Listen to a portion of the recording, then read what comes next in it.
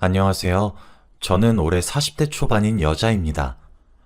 아직 결혼은 하지 않았고 가족들과 다 같이 살고 있어요. 나이가 40이 넘었는데도 가족들이랑 다 같이 한 지붕 아래에서 산다고 하면 많은 사람들이 언제 독립할 거냐고 부모님 등골 빼먹지 말라고 하는데 저희 집이 다 같이 살게 된 이유는 따로 있습니다. 어디서도 이야기한 적 없는 내용인데 오늘 한번 이 자리를 빌어 여러분들께 알려드리려고 해요. 몇 년 전에 있었던 일입니다. 저희 집은 저와 오빠, 그리고 엄마 아빠 이렇게 총 4명이서 살고 있어요. 다른 집처럼 평범하게 화목하고 소통도 잘하는 가족이었죠. 그런데 어느 날 한 사람으로 인해 이 행복은 끝이 나고 말았습니다. 저희 오빠는 어렸을 때부터 반항기도 심했고 많이 엇나가서 부모님 속을 많이 썩였어요. 마땅한 직업도 없고 결혼할 나이가 되었는데도 돈 모아둔 것도 하나 없고 말이죠. 부모님이 항상 뭐 해먹고 살 거냐고 잔소리를 하시면 그냥 내가 알아서 할게 라고 하거나 엄마 아빠가 나한테 재산 물려주고 죽겠지 라고 했고요. 부모님은 그런 자식한테 재산을 물려주고 싶으셨을까요? 저한테 매일같이 하소연하셨습니다. 우리가 뼈 빠지게 모은 돈을 저런 자식한테 물려줘야 한다니 라고 하면서요. 부모님 주위에서는 다 손주 보고 며느리도 보고 하는데 오빠는 그런 소식이 전혀 들리지 않으니까 많이 걱정해하는 눈치였어요. 저런 놈을 어떤 여자가 좋다고 데려갈까? 누구든지 데리고 오기만 하면 좋다고 결혼시킬 텐데. 부모님은 오빠보다 못난 사람은 이 세상에 없을 거라며 제발 만나는 여자 있으면 결혼하라고 했습니다. 반면에 오빠와 다르게 저는 번듯한 직장도 있고 나름 회사 내에서 엘리트로 소문나 있어요. 경제적으로 안정적이기도 하고 모아놓은 돈도 꽤 있었죠. 그래서 남자만 만나면 되는 상황이었습니다. 엄마와 아빠는 매일같이 저와 오빠를 비교하면서 아이고 우리 아들이 딸 반만이라도 닮았으면 좋겠다 라고 하실 정도였죠. 오빠 같은 사람을 어떤 여자가 좋아할까 싶었고 저는 오빠가 아무 능력도 없고 성격도 별로라서 결혼은 절대 못할 줄 알았어요. 그런데 얼마 뒤 오빠는 한 여자를 데리고 왔습니다. 엄마 아빠 인사하세요. 저와 결혼할 여자입니다. 아무 연락도 없이 갑작스레 집에 한 여자를 데리고 왔는데 얼굴도 예쁘고 성격도 좋아 보였어요. 근데 왠지 모르게 쎄했습니다. 그 여자 주위에 안 좋은 기운이 잔뜩 몰려있는 기분이랄까요? 그런데 오빠가 집에 여자를 데리고 온 건 처음이었기 때문에 저희는 좋다 싫다 할 처지가 아니었고 무조건 그 여자를 반겼죠. 도대체 이 여잔 뭐가 아까워서 오빠 같은 사람을 만나는 건가 궁금했어요. 그래서 자리에 앉아 저희 5명은 대화를 했습니다. 이야기를 하면 할수록 그 여잔 되게 색다르더라고요. 약간 공감 능력이 떨어진다고 할까요? 저와 부모님이 물어보는 말에 생각지도 못한 대답을 툭툭 던지니까 저희 셋은 당황하기 일쑤였죠. 반면에 오빤 늘 있는 일인지 해맑게 웃고 있었고요. 저희 집에서 햄스터를 키워요. 거실에 햄스터 집이 있습니다. 도저히 대화가 오가지 않아서 정적이 많이 흘렀는데 그 여자가 햄스터를 보고 혹시 만져봐도 되냐고 하더라고요. 그런데 저희 집 햄스터가 낯선 사람의 손길이 닿으면 물어요. 그래서 그 여자한테 미리 주의사항을 다 말했습니다. 햄스터를 손바닥에 올리면 절대 만지지 말라고요. 만지면 낯선 손길 때문에 예민해져서 언니를 물 수 있다고 했죠. 그 여잔 절대 만지지 않겠다고 했고 저는 그 여자 손에 저희 집 햄스터를 올려줬습니다. 처음엔 그 여자도 만지지 않았고 자기 손 위에 올려진 햄스터를 바라만 보고 있더라고요. 햄스터도 물지 않았죠. 그런데 얼마 뒤 그 여잔 햄스터를 쓰다듬기 시작했고 저흰 하지 말라고 했지만 멈추지 않았습니다. 결국 몇 초 뒤 갑자기 그 여자가 악 하는 소리와 함께 저희 가족은 다 같이 당황했고 너무 놀람과 동시에 화가 났습니다. 저희 가족은 그 여자한테 당신 미친 거 아니야? 애 다쳤으면 어쩌려고 그래요? 뭐 하는 짓이에요? 라고 하며 화를 불같이 냈는데 그 여자의 대답은 역시나 상상치도 못한 답이었어요. 날 아프게 했으니 저것도 아파야죠. 저와 엄마 아빠는 그 말을 듣고 벙쪄서 이 사람은 제정신이 아니라는 것을 느꼈습니다. 반면에 오빤 저희 햄스터한테는 관심이 없었고 그 여자한테 물린 데는 괜찮아? 많이 아프지? 라고 하면서 보듬어 주더라고요. 저흰 보다 못해 당장 이 집에서 꺼지라고 했습니다. 결혼은 다시 생각해보자고 했죠. 그런데 그 여잔 나가면서 끝까지 다음에 또 볼게요 하고 나갔습니다. 다행히 햄스턴 다치지 않았지만 많이 겁을 먹은 것 같았어요. 그렇게 저희 가족은 그 여자의 모습을 보고 결혼을 다시 생각하게 되었어요.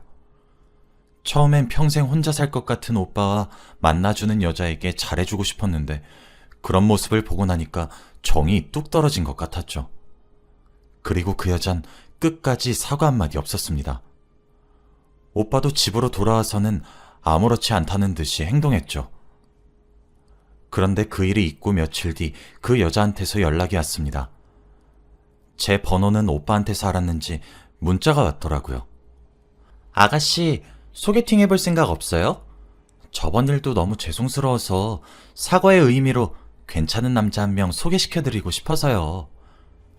그 여자는 자기 직장 동료 중에 괜찮은 사람이 있다고 했고 한 번만 만나보라고 하더라고요.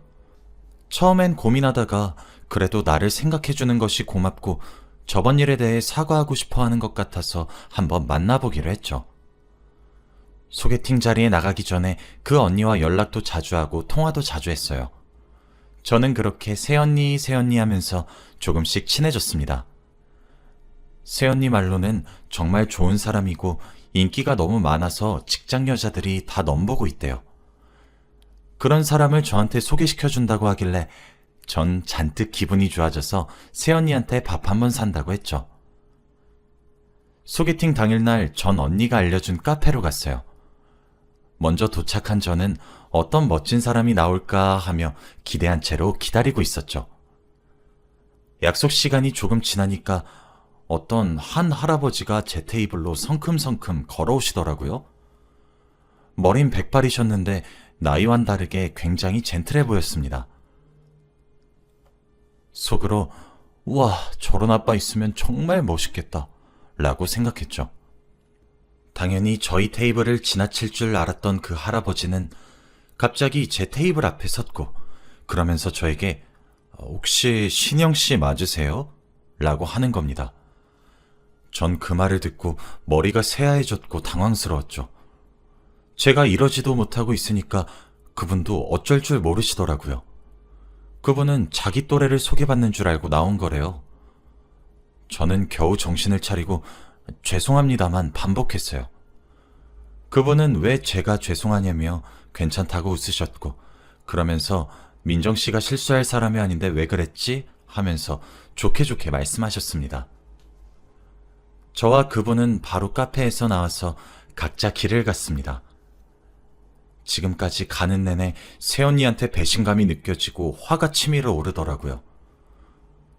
분명 저한텐 멋지고 인기가 많은 사람이라서 분명 좋아할 거라고 했는데 어떻게 나이 차이는 20살은 넘게 나 보이는 할아버지를 소개시켜줄 수가 있나요?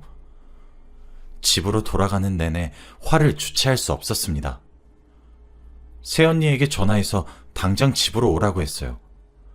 집으로 가니까 새언니와 오빠 그리고 부모님도 다 계시더라고요. 저는 현관문을 열고 들어가자마자 새언니의 얼굴을 보고 따졌습니다.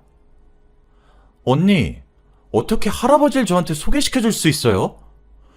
백발에다가 곧 있으면 지팡이 짚고 다니실 할아버지를 저한테 소개시켜주시면 어떡해요?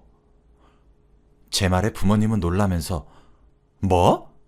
그게 진짜니? 어떻게 우리 딸한테 할아버지를 소개시켜줄 수 있어? 라고 했죠. 그런데 새언니는 당황해하지 않고 오히려 뻔뻔하게 정말 좋은 사람이라 소개시켜준 건데요? 라고 하는 게 아니겠습니까? 저와 부모님은 깜짝 놀랐지만 새언니는 표정 하나 안 변하고 자긴 잘못한 거 없다는 식이더라고요.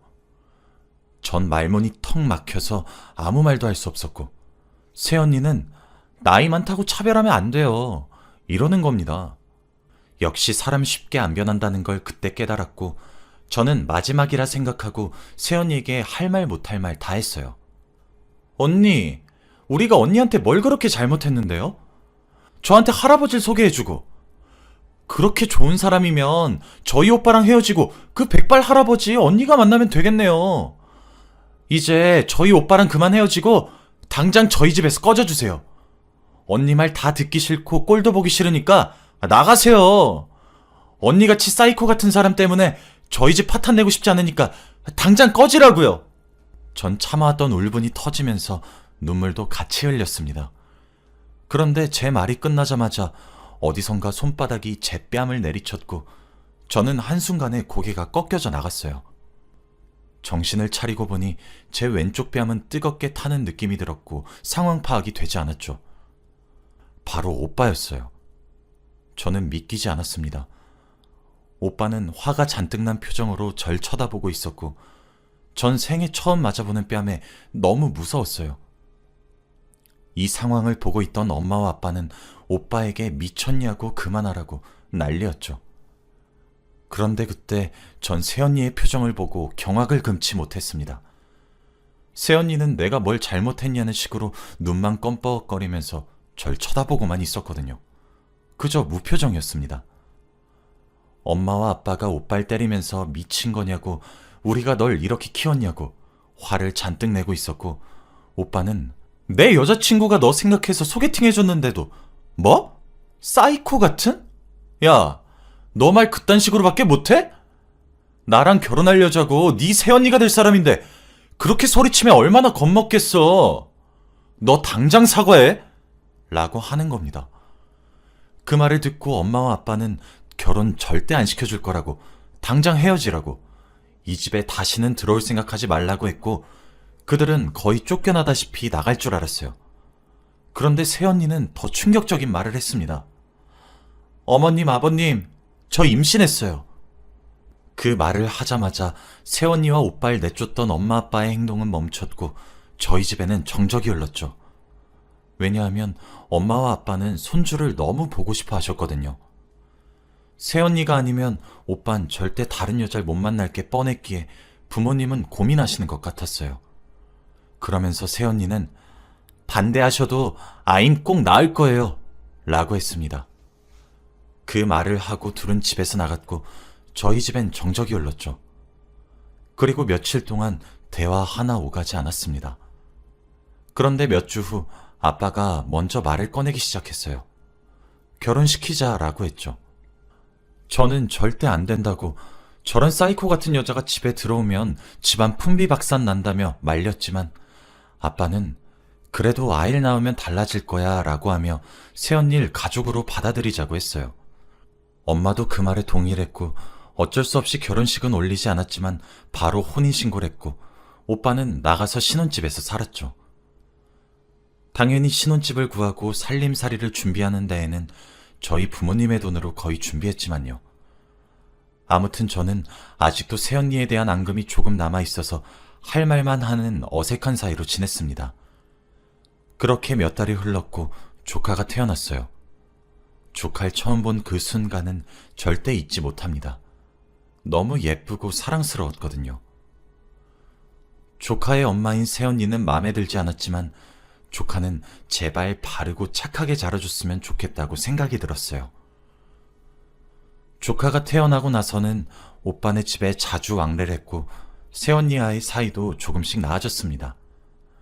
저는 조카 바보라서 조카가 가지고 싶어하는 걸 다 사주었고 거의 제 아들처럼 키웠죠. 그런데 제 조카는 어릴 때부터 조금 이상했습니다. 처음엔 애가 아직 너무 어려서 사리분별을 잘 못하나 보다 했어요. 그런데 아무리 교육을 시키고 하면 안 된다고 단호하게 말을 해도 잘 못 알아들었습니다. 초등학교를 들어가기 전에는 제 방에 있는 곰인형을 파내고 있더라고요. 저는 그 모습을 보고 기겁해서 하면 안 된다고 말렸지만 아이는 제 말을 듣지 않았습니다. 조그마한 상처이긴 했지만 피가 났고 저는 아파서 손을 부여잡고 이랬죠. 그런데 조카는 제가 아파하면 막 좋다고 까르르 웃었고, 솔직히 그때 정말 많이 충격을 받았어요. 이런 적이 한두 번이 아니었고, 그럴 때마다 새언니와 오빠한테 말했는데, 새언니는 원래 다 그러면서 크죠 라고 했고, 오빠는 안 그래도 요즘 걱정이긴 해 라고 했습니다. 새언니와 오빠의 교육 방식이 워낙 달랐고, 이건 저라도 바로 잡아줘야 할 것 같아서 몇 번 단호하게 말도 해보고 혼도 냈습니다. 그런데 처음만 괜찮지 시간이 지나면 다시 돌아왔어요. 그리고 조카가 초등학교에 들어가고 나서부터 더 큰 문제가 생기기 시작했습니다. 조카는 학교에서 사고를 많이 쳐서 오빠가 학교에 많이 불려갔거든요. 처음에는 단순히 친구들과 투닥투닥거리고 말싸움 하는 정도인 줄만 알았습니다. 그런데 생각외로 많이 심각하더라고요. 조카와 같은 반인 친구가 조카한테 왜 내 눈을 똑바로 쳐다보냐? 라고 하면서 시비를 걸었대요. 그런데 그때 조카는 아무 대답이 없었고 무시했다고 합니다. 처음에 여기까지 듣고 조카가 잘 대처했다고 생각했죠. 그런데 다음이 대박이었습니다.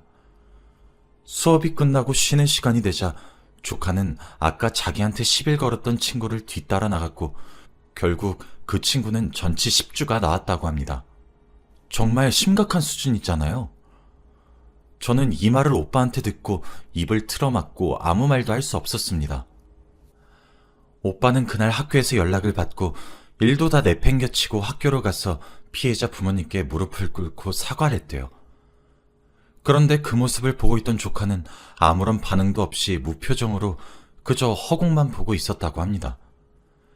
다행히도 합의를 해주셔서 빨리 끝낼 수 있었는데 그래도 이건 너무 심각하잖아요. 집으로 돌아가는 동안 아들에게 혼도 내보고 다 했대요. 그런데도 못 알아듣는다고 합니다. 지금 계단에서 넘어진 친구는 병원에서 대수술을 하고 있는데 말이죠. 그 이야기를 새벽에 저희 집에 불쑥 와서 저와 부모님 앞에서 울며 말했습니다.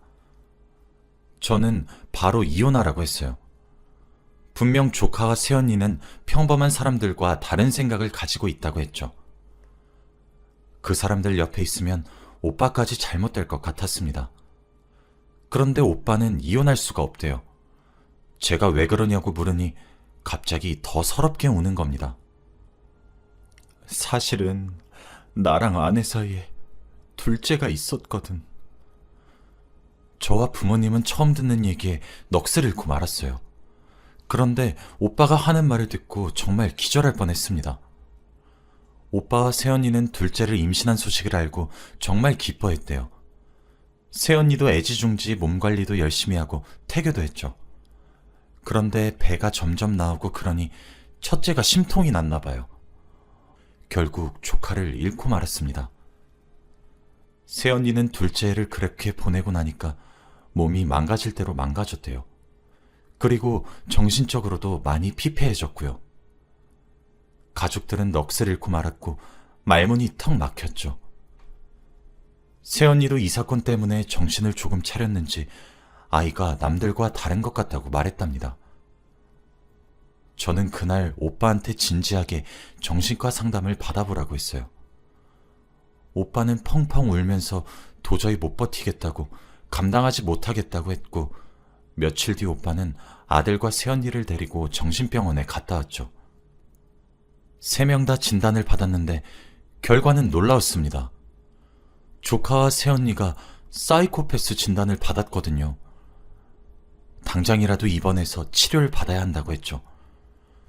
그날 바로 입원을 했고 오빠는 혼자 병원에서 나와 바로 저희한테 왔다고 합니다. 이렇게 한순간에 사건이 일어나니까 저희 가족도 너무 당황스럽고 어떻게 해야 할지 모르겠더군요. 새언니가 집에 들어오기 전까지만 해도 화목하고 행복한 가족이었는데 하루아침에 분위기가 이렇게 변하다뇨. 결국 저흰 조금이라도 기분이 나아지기 위해 시골에 있는 전원주택으로 이사가기로 했어요. 주위에 자연이 있는 곳에 저희 가족 4명이서 사니까 서울에 있을 때보다는 많이 나아진 것 같습니다. 오빠는 새언니와 이혼을 했고 조카 양육권은 오빠가 가지고 왔어요. 그래도 자주 정신병원에 가서 면회도 하고 이야기도 많이 나누고 있다고 합니다. 지금은 몇 년 전 이야기지만 그때만 생각하면 아직도 생생해요. 여러분들도 결혼하기 전에 상대를 잘 알아보고 결혼하시길 바랍니다. 제 이야기는 여기까지예요. 들어주셔서 감사합니다.